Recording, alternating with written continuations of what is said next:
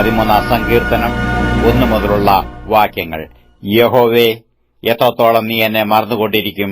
നീ എത്രത്തോളം നിന്റെ മുഖത്തെ ഞാൻ കാണാതവണ്ണം മറയ്ക്കും?